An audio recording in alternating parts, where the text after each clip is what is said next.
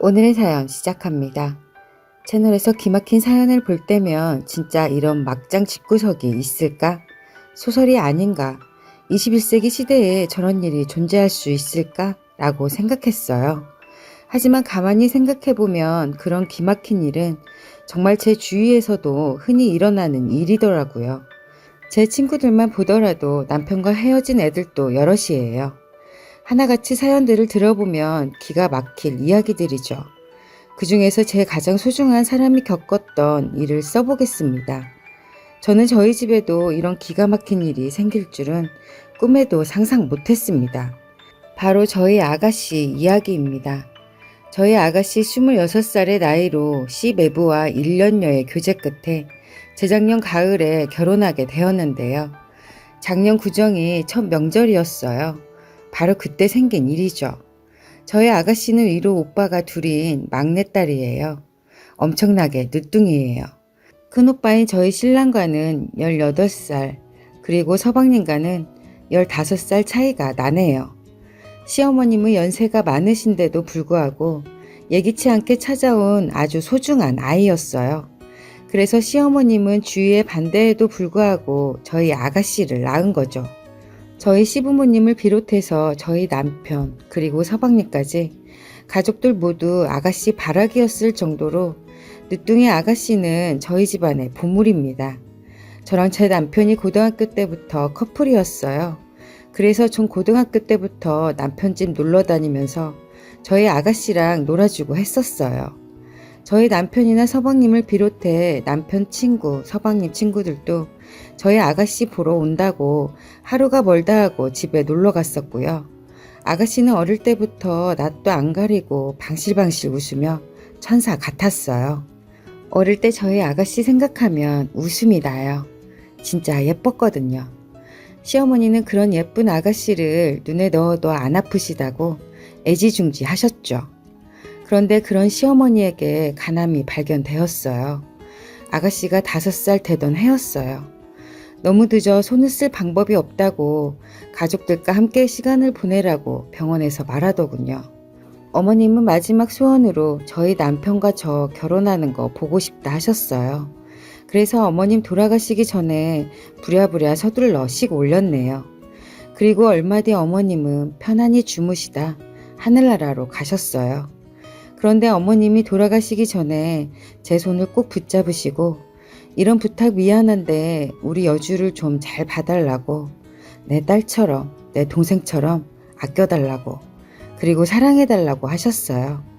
그러시면서 저에게 어머님이 가지고 계시던 통장과 어머님 자신이 시할머니께 시집 올 때 받으신 반지를 주셨어요. 그때부터 시댁에 들어와 산지 벌써 21년째네요. 저희 아가씨는 제게는 남편의 동생이기 전에 저의 동생이고 또 저의 딸이에요. 솔직히 제게는 아가씨가 딸이라는 생각이 제일 크네요. 실제로 저는 아가씨한테 그렇게 대했고요. 그래서 저희 아들들도 아가씨를 고모보단 누나라고 생각하고요. 그리고 나이 차이도 많이 나지 않으니 그런 것도 있었죠. 저희 아가씨는 늦둥이라서 그런지 가끔 떼쓰고 어리광 부릴 때도 있어요. 하지만 예의에 어긋나는 짓은 하지 않고 착하고 바릅니다. 그래서 아가씨를 키울 때 손이 많이 안 가고 얼마나 편했는지 몰라요. 제가 아이들을 못 돌볼 때면 그 어린 것이 조카들을 봐주고 그랬어요. 그렇게 귀엽고 마냥 어린애일 줄만 알았던 저희 아가씨가 어느덧 커서 재작년에 시집을 갔습니다. 아버님과 저희 모든 식구들은 아가씨를 너무 예뻐해서 아가씨가 시집 갈 때 남부럽지 않게 다 해줬습니다. 물론 서방님네도 아가씨를 엄청나게 좋아해요. 그리고 저희가 아가씨한테 그만큼 해줄 여력도 있었고요. 제 생각에는 솔직히 아가씨가 원체 아까운 결혼이었어요. 팔이 안으로 굽어서 그러는 것도 있지만 여하튼 제 생각은 그랬습니다. 그런데 아가씨는 살면서 안 된다 하는 건 어느 정도 때를 쓰다가도 가족들이 안 된다고 단호하게 못 박으면 자기도 수긍하고 하지 않았거든요. 그런데 결혼만은 가족들이 반대를 해도 끝까지 밀어붙이는 거예요. 시매부를 너무 사랑한다고 하면서요. 그래서 어쩔 수 없이 허락하였습니다. 아가씨도 성인인데 평생을 저희가 끼고 살 수는 없고 언젠가는 시집을 보내야 한다는 생각은 하고 있었어요. 그런데 솔직히 아가씨가 아직 20대이니 결혼은 조금 천천히 하길 바랬습니다. 그리고 양가 상견례부터 씨매부 집안이 마음에 안 들었지만 저희 아가씨가 사랑한다니 가족들 모두 다들 참고 넘어갔어요. 그런데 아가씨가 원체 단단하고 강한 척하는 성격이에요. 아파도 안 아픈 척, 슬퍼도 안 슬픈 척, 그렇게 행복한 척, 기쁜 척, 자기는 아무렇지 않은 척 하는 게 장점이자 단점이에요. 결혼하고 별일 없느냐고 물어보면 아가씨는 괜찮다고 다들 잘 해준다고 했어요. 그래서 아가씨 말이 정말일까? 라는 걱정을 했지만 너무 사랑하는 사람과의 결혼이었으니 아가씨가 정말 행복한 줄만 알았어요. 그렇게 가족들 모두 그렇게 생각했었어요. 그런데 작년 구정에 생긴 일이네요. 설전에 아가씨와 통화를 했어요. 명절에 언제 집에 올 거냐고 물어봤죠. 아가씨는 시집가고 첫 명절이라서 설날 당일에는 시댁에 가야 하고 친정에 아무래도 못 올 것 같다고 하더군요. 어떻게 될지 모르겠지만 설날 다음 날은 아마도 올 수 있을 것 같다고 하는 거예요. 그러냐고 알겠다고 했습니다. 설날 다음 날 아침이었어요. 서방님과 동서도 아가씨가 온다 하니 이번에는 동서네 친정에 설날 당일에 갔다가 다음 날 아침 일찍 저희 집에 왔습니다. 다른 가족들이 다 모였으니 아가씨에게 언제 오느냐고 물어보려고 전화했지만 안 받는 거예요. 전화를 계속 했어요. 그래서 어찌어찌 통화가 되었는데 언니, 내가 나중에 전화할게요. 이렇게 아주 작은 목소리로 이야기하고 끊은 뒤로 또 연락이 안 되더라고요. 그래서 걱정스러운 마음에 계속 전화를 하였지만 아가씨는 안 받더라고요. 그래서 무슨 일 있느냐고 걱정이 되니 꼭 전화하라고 문자를 남겨놓게 되었어요. 오후 4시가 다 되어서야 아가씨한테 전화가 왔더라고요. 전화를 받으니 아가씨가 다짜고짜 엉엉 우는데 제 가슴이 철렁하더군요. 제가 아가씨에게 왜 우느냐고 하는 말을 옆에 있던 가족들이 들었어요. 그러더니 다들 아가씨의 걱정에 도대체 무슨 일이냐고 한마디씩 하더군요. 정확한 상황이 무엇인지를 아는 게 우선이었기에 일단은 가족들을 조용히 시켰어요. 울지 말라고 아가씨를 한참 동안 달랜 뒤에 왜 그러냐고 물었어요. 아가씨가 한 이야기는 정말 기가 막혔어요. 시댁에서 시집 오고 첫 명절인데 들러야 할 댁도 많고 해서 이번 명절은 친정에 가지 말라고 했다더군요. 저희 아가씨가 입 바른 소리를 잘하는 스타일인데요. 연휴가 하루 이틀이 아닌데 하루 정도는 친정에 갈 수 있지 않나? 라고 생각했대요. 그렇게 이야기를 꺼내려고 하니 이래서 엄마 없이 자란 가정은 이러더랍니다.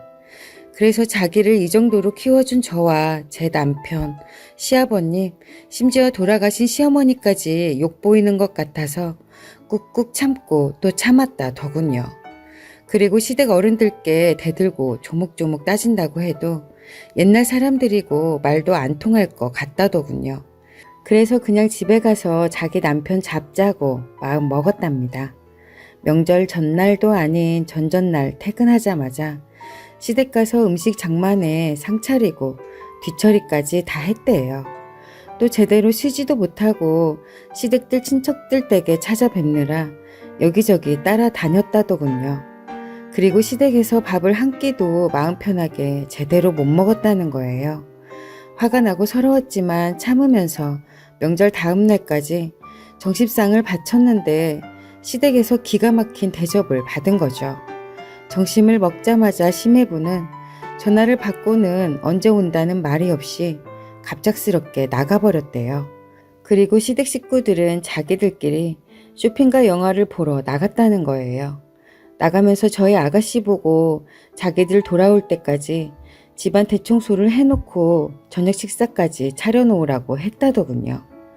이게 세상에 무슨 말입니까? 이게 정말 말이나 되는 소리입니까? 무슨 며느리가 종입니까? 그런데 착한 아가씨는 하라는 대로 하려고 했다는 거예요. 그래서 혼자 집에 남아서 정신상 치우고 집안 청소를 하다가 너무 힘들어서 쉬다가 그제야 저희에게 온 전화와 문자를 확인하고 저에게 전화를 한 거였어요. 전화에서는 제가 속상할까 봐서 진짜 아무 말 하지 않으려고 했는데 제 목소리 듣자마자 서러워서 울음이 터진 거였어요.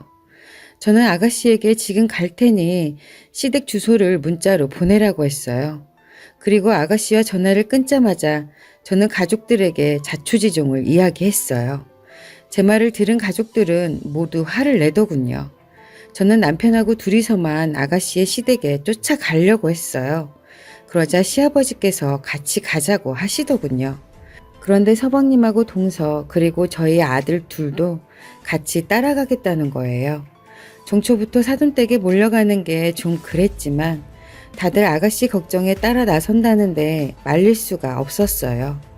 그리고 속이 뒤집어져서 본때를 보여줄 요량으로 다 같이 가기로 했습니다. 저희가 도착하니 바보 같은 아가씨는 앞치마 입고 걸레를 손에 들고 문을 열어주는데 진짜 피가 거꾸로 솟는다는 게 어떤 기분인지 알겠더라고요. 아가씨가 손에 들고 있는 걸레를 빼앗아서 내팽개치고 나서 아가씨가 하고 있는 앞치마를 우악스럽게 벗겨내고 바닥에 던져버렸어요. 그리고 아가씨한테 다른 거 챙길 거 하나도 없으니 핸드폰이랑 지갑만 챙겨라 라고 했어요. 저희 아가씨는 그 말을 듣고 놀라서 이러지도 저러지도 못하고 있었어요. 그 사이에 저희 동서가 아가씨 핸드폰과 지갑을 어디서 찾아왔더군요. 그래서 아가씨 데리고 그 집에서 나가려고 하는데 사돈댁이 오셨더라고요. 그리고 심해부도 같이 있더군요. 따로 나갔다고 들었는데 이것들이 작정하고 아가씨에게 그랬구나 싶었어요. 그렇게 딱 마주치자 사돈들이 철문피를 깐 것인지 아무렇지 않게 인사를 하더라고요. 다 같이 무슨 일이시냐며 정말 아무런 일도 없다는 표정으로요. 그 순간 시아버지는 뒷목 잡고 쓰러질 뻔했어요. 남편과 서방님은 고래고래 소리 지르며 우리 여주 키우는데 보태준 거 있냐? 왜 남의 집 귀한 자식을 명절인데 집에도 안 보내고 당신들 집에서 노예살이 시키는 거냐? 라고 따졌어요. 그런데 그쪽 집구석에서 나이도 먹을 만큼 어른이란 것들이 저희 아가씨가 집에 안 가도 되고 자신이 남아서 집 청소한다고 했다 이러는데 어처구니가 없더군요. 저희 아가씨 거짓말 절대 하지 않습니다. 거짓말 하는 건 자신을 속이는 일이고 비겁한 짓이라 그런 건 절대 하지 않는다는 사람이에요. 그리고 아가씨가 저희 집에서 가족들이 자기를 기다린다는 걸 아는데 집에 안 가도 된다고 할 리가 없잖아요. 완전히 사람 하나를 바보 만들어 버리더군요. 그 말 듣자마자 제가 너무 열이 뻗쳐서 심해부를 쳐다봤어요. 심해부가 사실을 이야기하고 잘못했다고 하길 바랬어요. 그런데 심해부는 저와 눈이 마주치자 고개를 돌려버리고 아무 말 하지 않더라고요. 순간 더는 참지 못하고 심해부에게 다가가 따귀를 양쪽으로 날렸습니다. 정말 온 힘을 다해서요. 그리고 이야기했습니다. 아가씨가 나한테 딸 같은 존재란 거 다 알지 않느냐고 했어요. 그런데 지금 네가 내 딸을 데려다가 도대체가 뭐하는 짓거리냐고 내가 네 집구석 마음에 안 들어도 내가 내 딸 사랑한다고 믿어달래서 소중하고 귀한 내 딸을 준 건데 이따위로 할 수 있느냐고 했어요. 너 같은 자식을 믿고 절대로 내 딸 못 주니까 내가 데려간다고 아들들한테 당장에 누나 데리고 나가라고 했습니다. 저희 아들들이 아가씨를 데리고 나가면서 아들들도 심해부 죽일 듯이 쳐다보더라고요. 상황이 그쯤 되니 심해부가 그 자리에서 잘못했다고 무릎 꿇었어요. 그 모습을 보고 사돈댁은 심해부 일으킨다고 난리가 났어요. 그렇게 온갖 고성 왔다 갔다 하게 되었죠. 심해부는 저희 가족한테 잘못했다고 울면서 비는데 내가 있던 집구석이랑 영 끊지 않는 이상 우리 여주랑 절대 합칠 생각 말라고 대놓고 말했습니다. 그리고 할 말 있으면 그쪽들도 너도 여주한테 전화해서 말할 생각 하지 말고 직접 저희 부부에게 전화하라고 하고 나왔죠. 그리고 그 집에서 나오자마자 아가씨 전화기부터 뺏었어요. 그리고 집에 도착하니 심해부가 따라왔더군요. 아가씨를 방에 들어가 있으라고 한 후 심해부에게 앞으로 어떻게 할 거냐고 했어요. 앞으로 이런 일 절대로 없게 하겠다고 하며 그냥 잘못했다고 용서하라고만 하는 거예요. 저나 저희 집 식구들은 아가씨 시댁 쪽이랑 심해부가 연을 안 끊으면 다신 합칠 생각 말라고 했습니다. 그랬더니 심해부는 그럴 순 없다고 하더군요. 결국 아가씨는 이혼을 하게 되었어요. 아가씨는 이혼 후에 한동안 힘들어했어요. 가족들 모두에게 걱정을 끼쳤다며 모두에게 미안하다고 자기가 죄인이라고 자책을 하는 거예요. 저는 그런 생각을 왜 하느냐고 가족끼리는 그러는 거 아니라고 달랬어요. 그리고 저나 가족들 모두 아가씨가 빨리 기운을 차리게 더 신경을 썼고요. 아가씨는 금방 예전의 밝은 모습을 되찾았어요. 참 다행이었어요. 이번 일로 아가씨가 남자를 못 믿고 다시는 다른 사람 못 만날까봐 걱정이에요. 하지만 저는 아가씨를 믿어요. 이번 일도 잘 이겨내서 더 성숙한 사람이 될 거라는 걸요. 그리고 그렇게 되도록 제가 옆에서 잘 돌볼 겁니다. 긴 이야기 들어주셔서 감사합니다.